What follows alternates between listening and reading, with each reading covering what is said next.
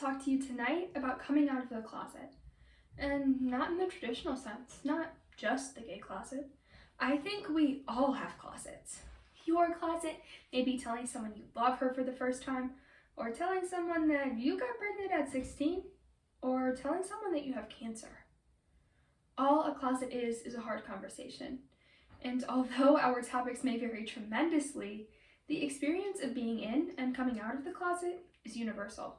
It's scary and we hate it, and it needs to be done. In recent years, many celebrities have defied the norm and broken barriers in the realm of gender and sexuality.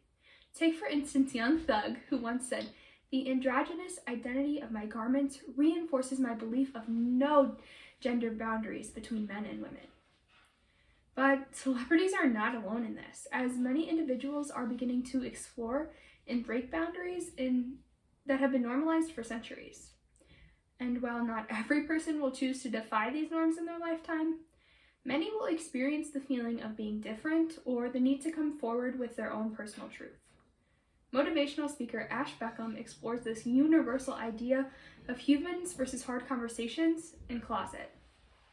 Several years ago, I was working at the Southside Walnut Cafe, a local diner in town, and during my time there, I would go through phases of malicious lesbian intensity. And depending on the bagginess of my cargo shorts and how recently I had buzzed my head, the question would often be sprung on me, usually by a little kid. Are you a boy or are you a girl? There would be an awkward silence at the table.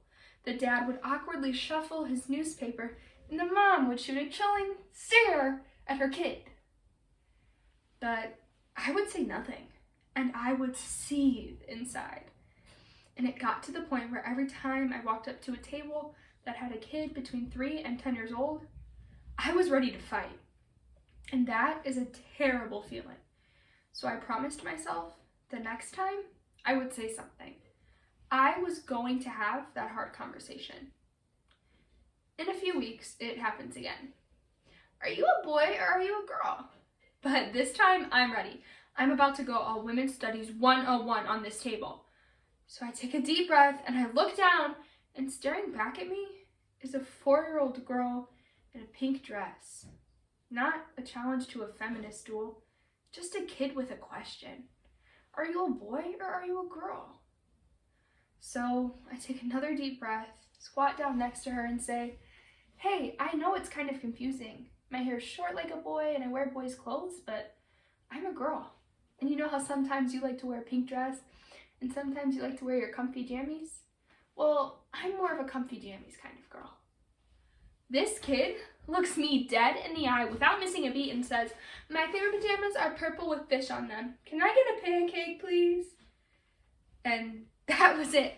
Just, "Oh, okay, you're a girl, so how about some pancakes?" It was the easiest hard conversation I have ever had. And why? Because Pancake Girl and I, we were both real with each other. So, like many of us, I've lived in a few closets in my life.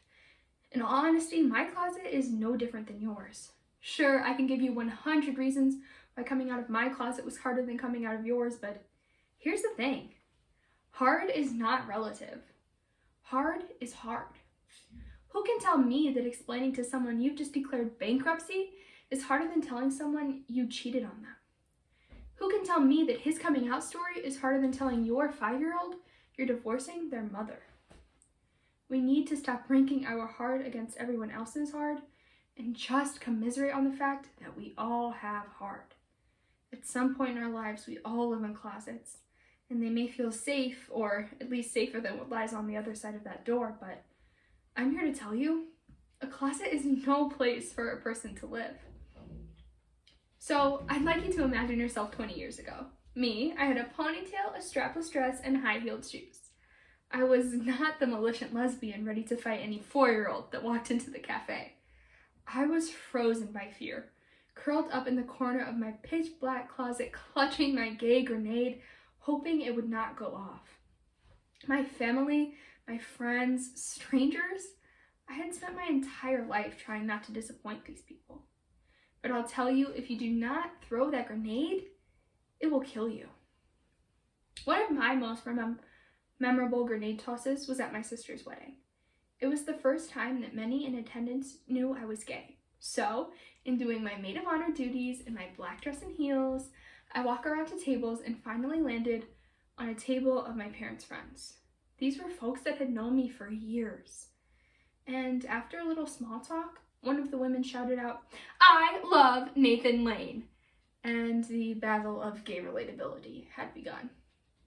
"Ash, do you know my hairdresser Antonio? He's really good, and he's never even talked about a girlfriend." "Ash, what is your favorite movie?" "Our favorite movie? It's Love, Simon. And you know who our favorite character is? It's Simon." And then one woman, stumped but wanting so desperately to show her support, to let me know she was on my side, she finally blurted out, "Well, sometimes my husband wears pink shirts." I had a choice in that moment, as all grenade throwers do. I could go back to my girlfriend and my gay-loving table, mock their responses, and chastise their unworldliness and their inability to jump through the politically correct gay hoops I had brought with me. Or I could empathize with them and realize that that was maybe one of the hardest things they had ever done. That starting and having that conversation was them coming out of their closets. Sure, it would have been easy to point out where they fell short, but it's a lot harder to meet them where they are and acknowledge the fact that they were trying. And what else can you do but ask someone to try? So hard conversations are still not my strong suit. Ask anybody I've ever dated. But I'm getting better, and I follow what I like to call the 3 pancake girl principles. Now, I ask that you please view these through your rainbow lenses, but know that what it takes to come out of any closet is essentially the same. Number 1, be authentic. Take the armor off and be yourself. That kid in the cafe had no armor, but I was ready for battle.